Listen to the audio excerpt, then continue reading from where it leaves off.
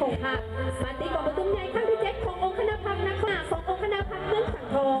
จัดสร้างเสริมและพัฒนาให้พนักงานธุรกิจผักนายและพลทหารนายและพลตำรวจตลอดก็ย้อนคณะพรรคองค์การปกครองภูมิภาคได้นำพาที่นำกำลังประกอบอาวุธและประชาชนสร้างเมืองสังทองจัดตั้งปฏิบัติแนวทางป้องกันชาติป้องกันวัตถุมงคลบนคนทำด้านโดยความตั้งหน้าพยัญชนะโดยเฉพาะในด้านปฏิบัติมาตรการที่ต้องการลงเป็นให้ผู้ที่ทำมาค้าขายประกอบการธุรกิจต่างสมมีความมั่นใจและภูมิใจในการทำมาหากินซึ่งได้เป็นปัจจัยของความสำคัญแก่การพัฒนาเมืองสังทองให้มีการขยายตัวอย่างว่องไวในตลอดระยะที่ผ่านมา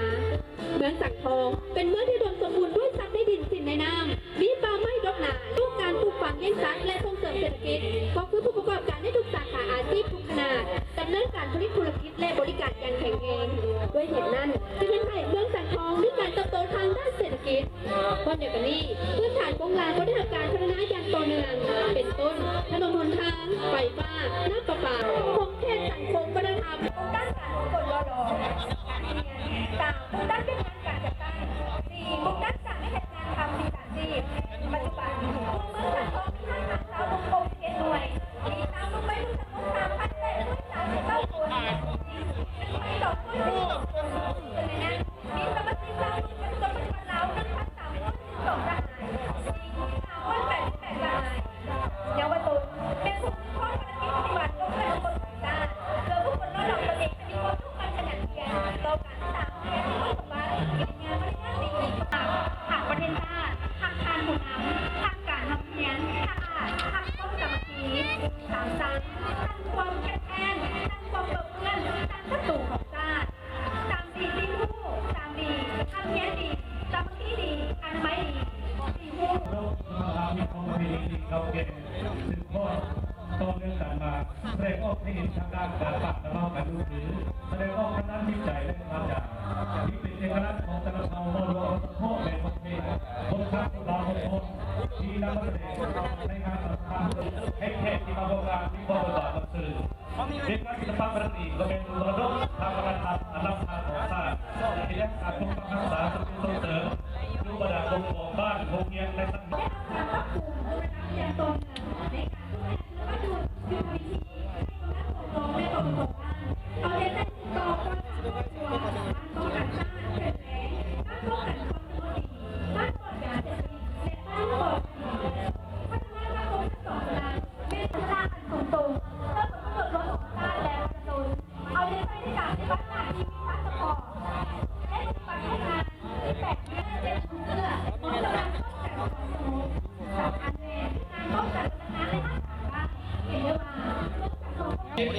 สเปนราคาเรือมี6,000 เข้าห้อย86ครอบครัวพร้อมทั้งจำนวนซึ่งพบในการปลูกฝังในสัตว์พื้นฐานของเราระบบมีเส้นทางหลวงชาติและการบริการมีบ่อทำบ่อทางหินจะได้จัดพิธีงานบุญกบเข้าติดพันกับการตลลงวัดพวกกล้องเขากดและภายหลังที่สำเร็จในกับลายสมควรมีถึง69กว่าภาคส่วนเนาะภายในงานครั้งนี้ถือว่าสุดที่มีความหมายความสำคัญให้แก่เมืองสังทอง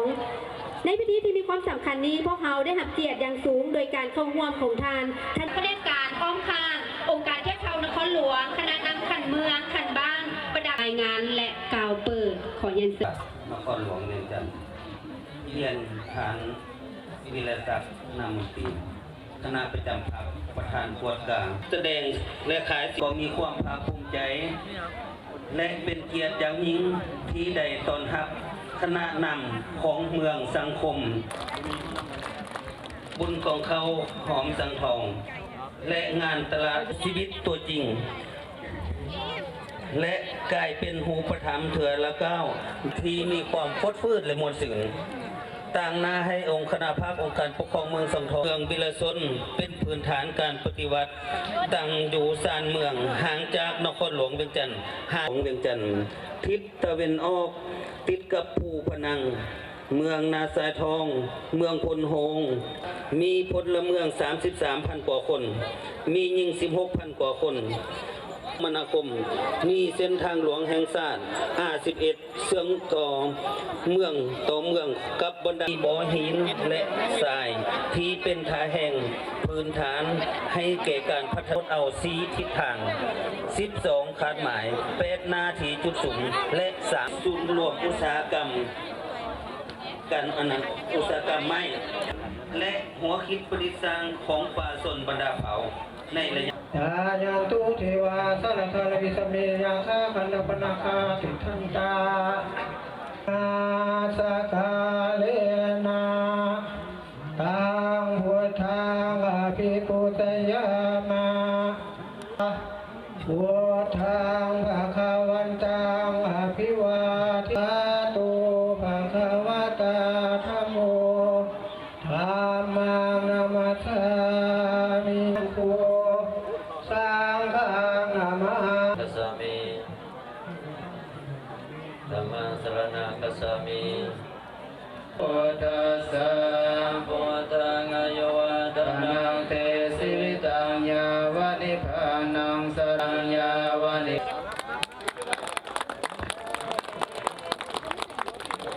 ขอแสดงความสนใจกับพิธีเปิดป้ายของพวกเรา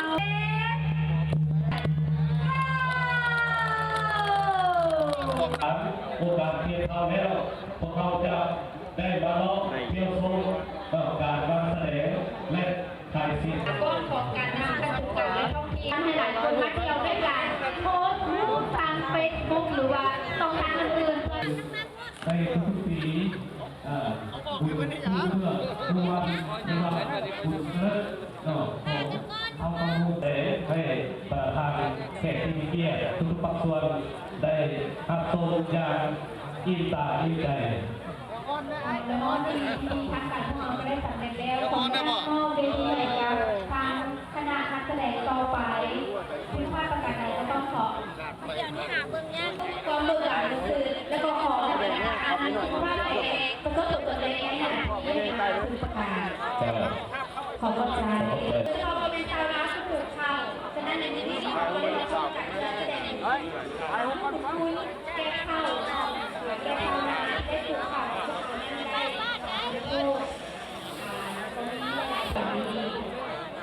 ขอบคุณ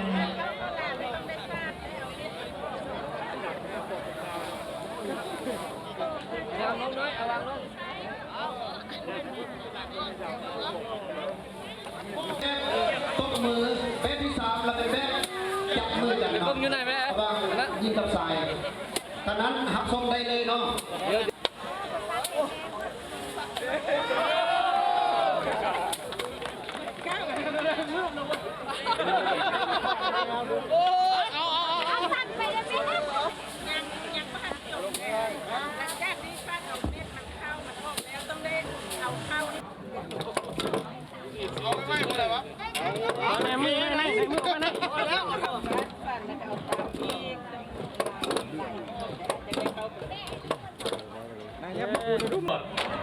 บุญกระหรือว่าบุญกู้เพื่อกู้มันเนาะซึ่งคราวนี้จะเอาศิลปะวรรณคดีอันนี้มาแสดงเนาะเป็นมวลชนเนาะของบรรพบุรุษโดยเฉพาะมาเป็นเผ่าขมูของพวกเขาเนาะ